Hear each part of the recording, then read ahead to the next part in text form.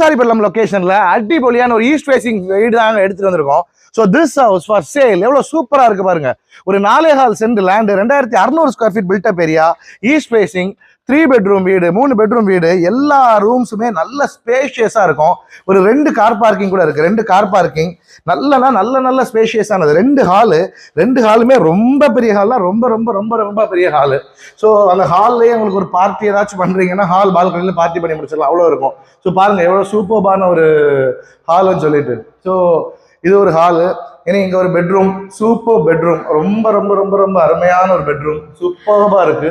எல்லா ஒர்க்குமே பண்ணிட்டாங்க. ஃபிட்டிங்ஸ்லாம் நல்ல குவாலிட்டினா நல்ல குவாலிட்டியா இருக்கு.